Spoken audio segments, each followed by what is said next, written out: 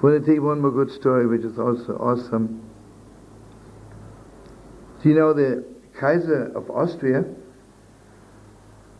At that time, this was in the time of the Maharal, approximately 1620, 1630. I'm sure nobody remembers the story, yeah. I'm sure Maharal also.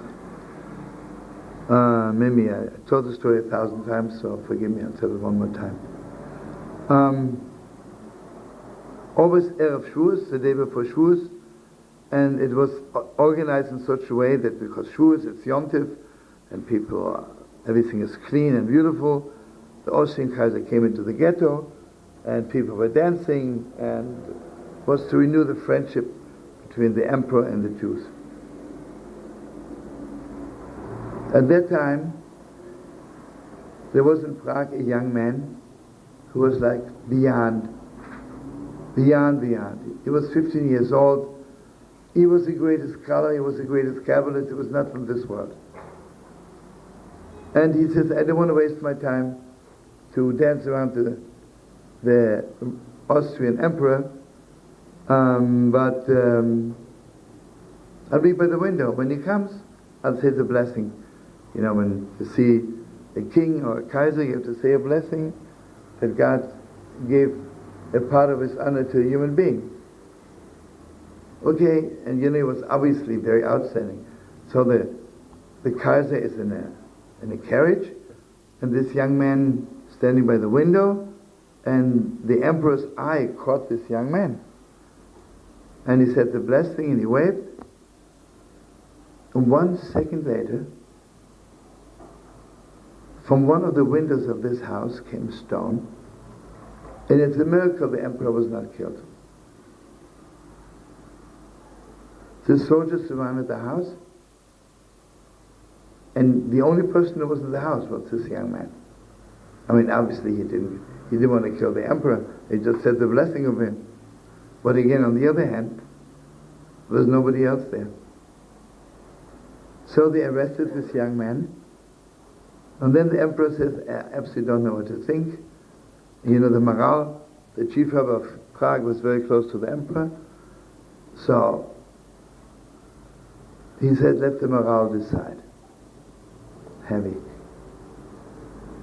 You have to open your hearts till the end. The Maharal says he did it.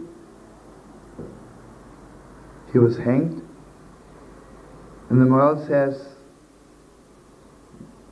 by the funeral, pass by my house and call me out. I want to walk behind him. And you know, the Jewish community was ready really to lynch the Maharal. Why didn't you say you didn't do it? But you know, the Maharal was one of the greatest Kabbalists in the world. So when they passed by with the coffin, the Maharal says, open the coffin. And he wrote God's name on a piece of paper and put it under the tongue of the dead body. And he stood up. Came back to life. He said to the people, you know who I am? If you remember, in the time of the first temple, Zechariah ben Avkilis, the prophet, the first one who prophesied the destruction of the temple. People got so angry, they threw stones at him, and he was killed. And until the destruction of the temple, that place where he was killed, what? Blood was bubbling. Blood came out like from a well. Endless blood. So he says, I want you to know that I was the first person who threw a stone at him. I was already 17 times in this world to atone. And each time I die a normal death, I have to come back.